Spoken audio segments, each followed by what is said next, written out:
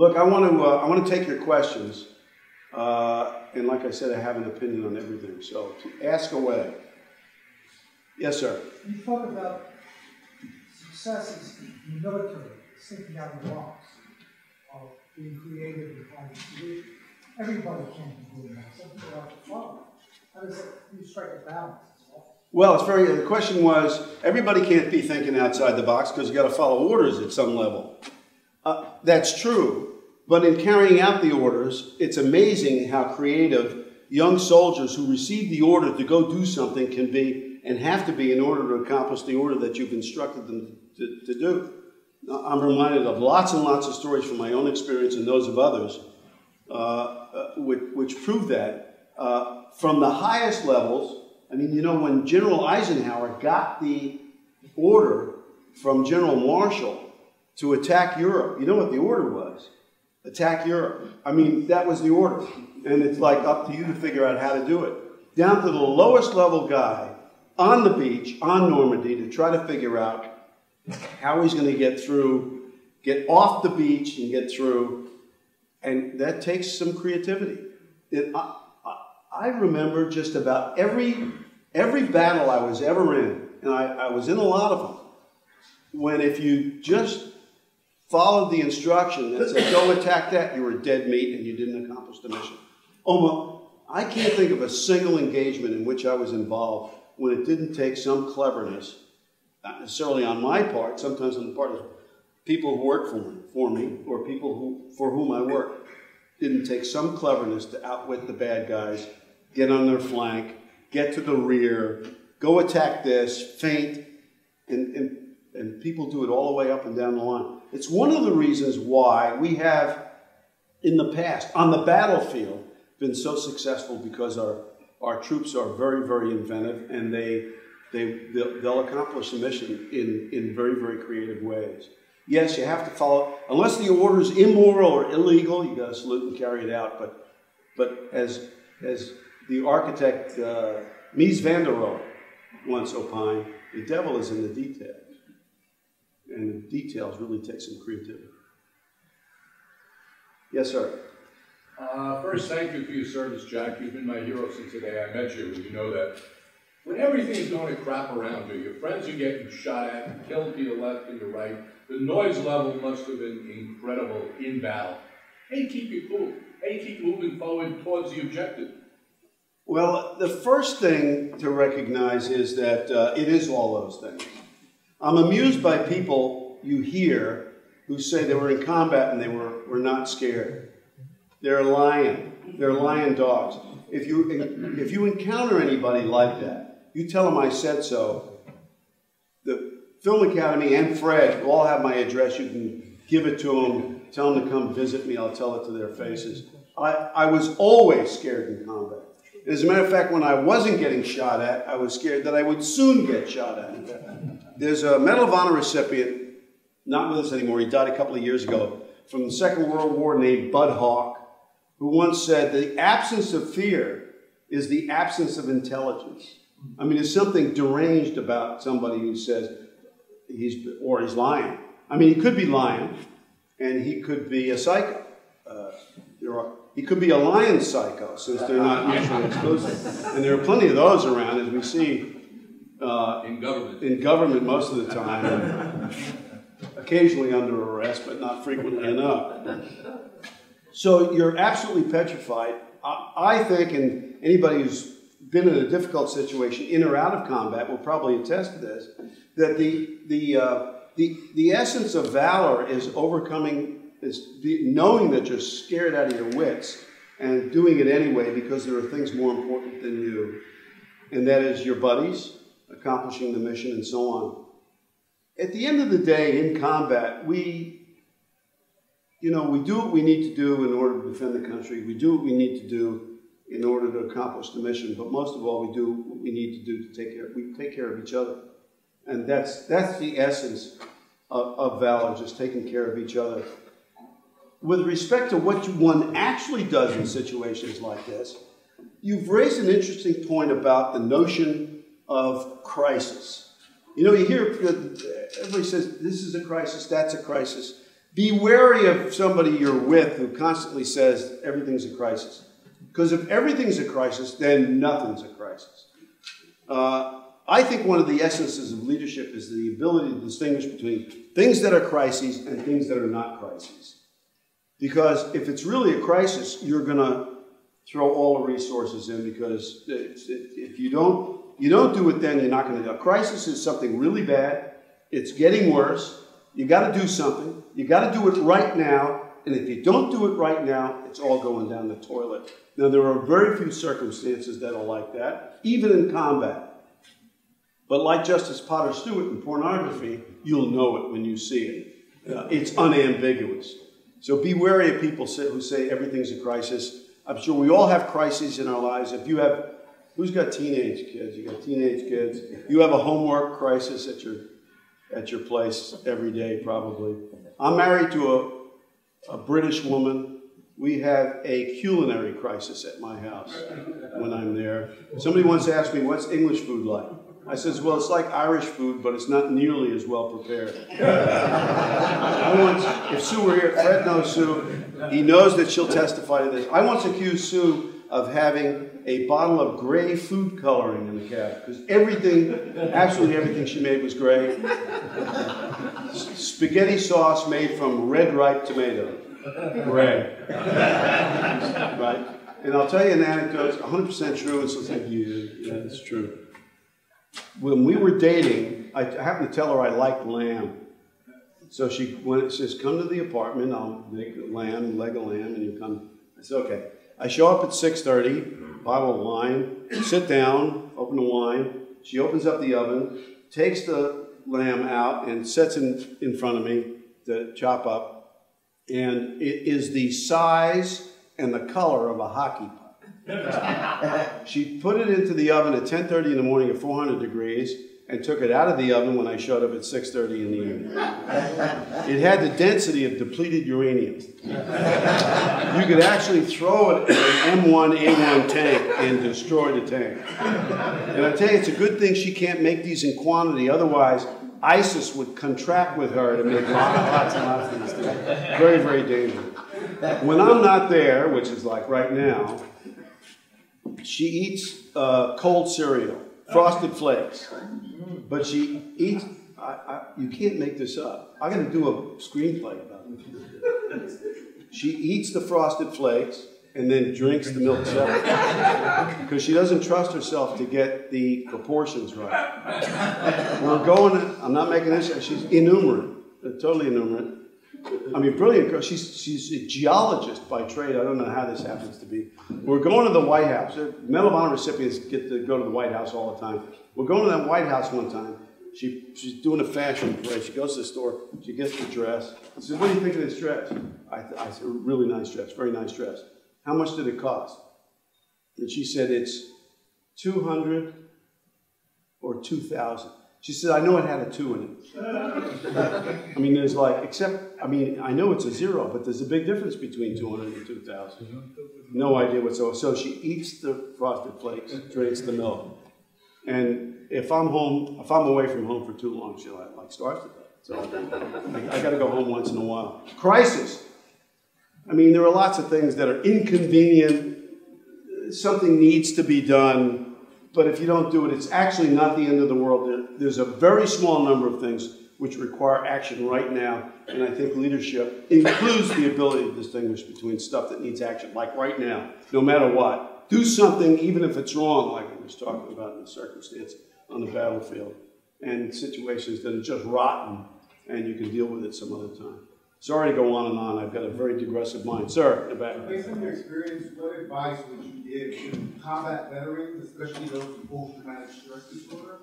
Well, transition into schools such as New York Village. Well, we've been conned by a lot of people, including ourselves, and including the Defense Department, who's complicit in all this, that we're all screwed up. We're not all screwed up. We're the best people you can find anywhere in the country. So the first thing to do is to recognize how cool we are, how much we have to offer, how much experience we have, much more so, by the way, than a lot of the people who would otherwise hire us. The second thing we need to do, and that's all of us, need to do a much better job of convincing industry that when you give a job to a veteran, it ain't charity. You're not going to give the job to a veteran because you didn't go and he did, so you're feeling guilty about it. So that's bullshit. These are the best people you can find anywhere who are capable of doing absolutely everything. I have a friend who's a retired brain surgeon who once said something that one shouldn't forget. He said, you know, even brain surgery ain't brain surgery. And it's something we need to keep in mind. If I'm going to do anything, the first person I'm going to go to is a veteran. Because I know a veteran can get it done because they've done it before. What we need to do is remember who we are, remember all of our experience, and don't listen to anything anybody tells us. They don't know what the hell they're talking about. By the same token, unlike a lot of people who are in entertainment and so on, people in public life, who then begin to believe all their own press releases. Don't do that either. But we in uniform, we're our own worst critics. We know what our strengths and weaknesses are. They don't. They don't know what they're talking about. So don't believe any of the rotten things people tell about. They don't know what the hell they're talking about. And we need to develop our own confidence because, no offense to those who hadn't served, but we are better than they do. We put on the uniform when they wouldn't. We know what we're doing, and we've had a lot of experience and a lot of authority and responsibility when we were young. And now it's time to capitalize on it. You can do. Look, I wound up being a managing director of one of the world's most powerful financial institutions. I never took an economics course. Why was I successful? Because I was in the Army, that's why. Seriously, that's why. Yes, sir? If you had a chance to write a story, what would it be? If I had a chance to write a story, what would it be? Wow. Well, I'm much better at nonfiction than fiction because I can't figure out the plot points. And I think nonfiction is stranger than fiction anyway. I mean, I'd write Durst's story or something. I mean, I don't know the answer to that, but it would be something based on reality because I find reality stranger than anything that you could possibly invent. If I had the patience, I'm not a very good researcher. I'm impatient. I like to write.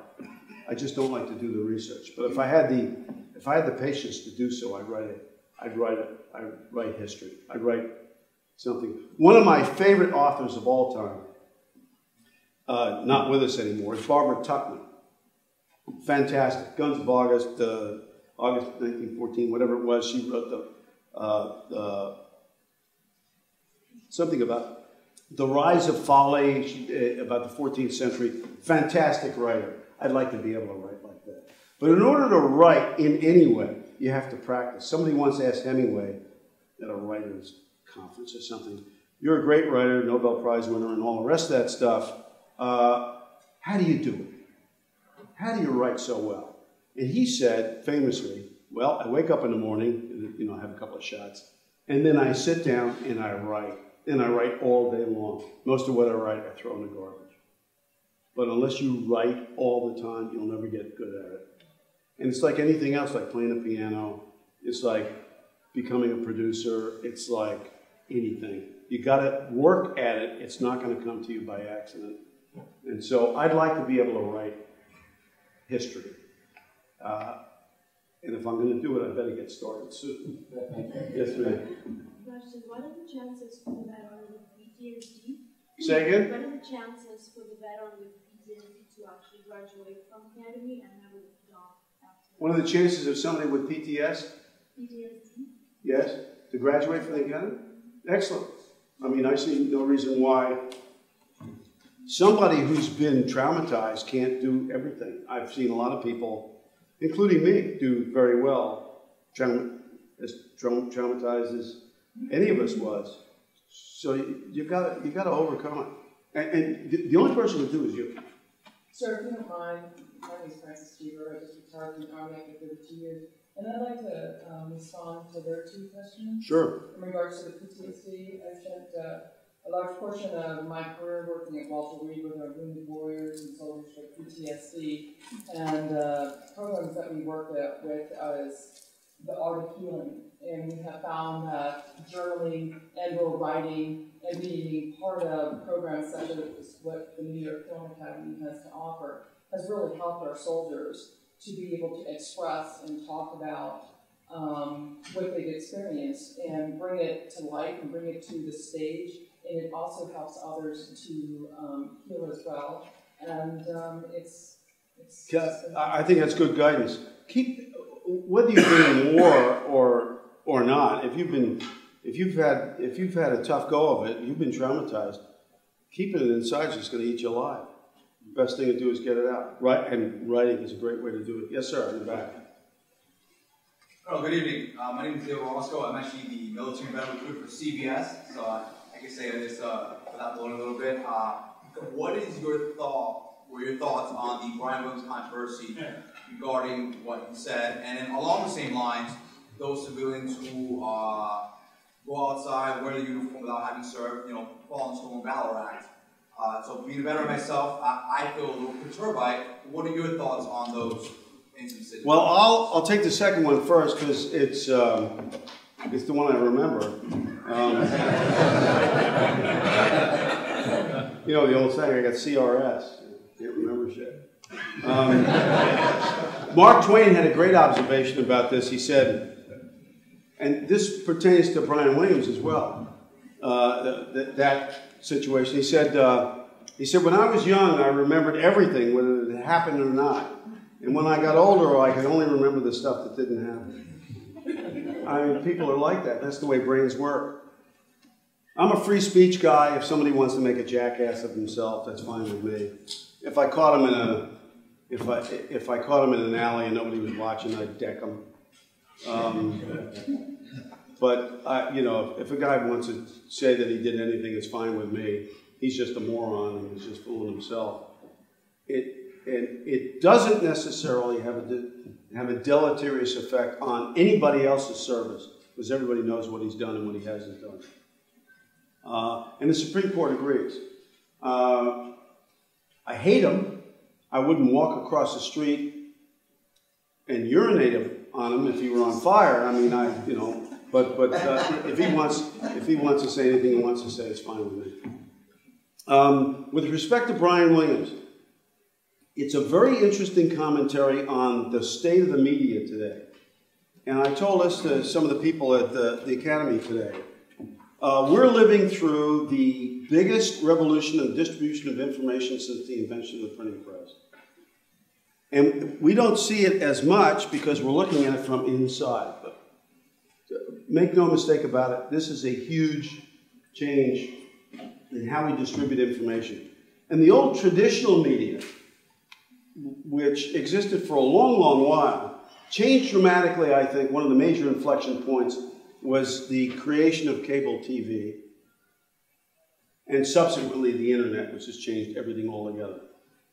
What changed? When I was younger, there were, the only way you could get a TV license is if you ran 15 minutes of news at 6:30 every night. And so it was a loss leader. You had to have a newscast, otherwise you couldn't get your license renewed. Nobody watched news. I mean, really. In 1952, all that changed.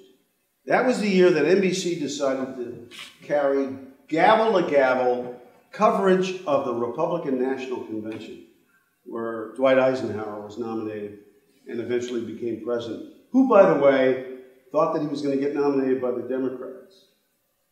It shows you how times have changed and how polarized we've become. Everybody watched it. And from that moment on, TV news became not just a loss leader, not something that you needed to do in order to get your license. It became a moneymaker. And everything changed after that. But at the time, until we had cable TV, people watched television. You watched some old guy read from a teleprompter. That's what you watched. You read the news, and then it was over. All that changed with cable TV. And one of the major effects it had was this. It turned people on television doing the news from people who read the news to media stars. And that has persisted. Something happens when that occurs because it becomes a money-making proposition, and people like Brian and everybody else are strongly encouraged to expand the franchise, expand the brand, and they become not people who deliver the news, but in fact, media events. And that was one of the independent variables that caused what happened. You start to believe you're on press releases. You think it really doesn't matter if you say X rather than Y, because, I'm not casting aspersions at Brian, he's a very good friend of mine, but that's how people's minds work. It really doesn't matter, it's only a little white lie. Brian Williams, and he's not alone in this, although he did more than anybody else, appeared on programs other than Nightly News with Brian Williams 63 times in 10 years. That's a lot. And a lot of them were, just popular shows. Saturday Night Live, we were very good. He was on Letterman, a great friend of his. He was on Letterman all the time. There are lots of people who did really, really terrible things who get away with it. It's a very stupid thing to do. It cost him $50 million. I think ultimately, however, you might see Brian Williams again. Andy Lack, who is now president of NBC, is a friend of Brian's, and I think they're going to find some way to put him into the mix somewhere. I'm not convinced he's gone forever. But that's what happened. I think, forget about all the personal stuff. Forget about the fact that you're in a position to do the right thing and the wrong thing, and you choose to do the wrong thing. All that notwithstanding, one of the things that caused it all is the environment in traditional media, which is now dramatically different. Where it's all headed, I don't know. Only you could. I mean, you're in the business, so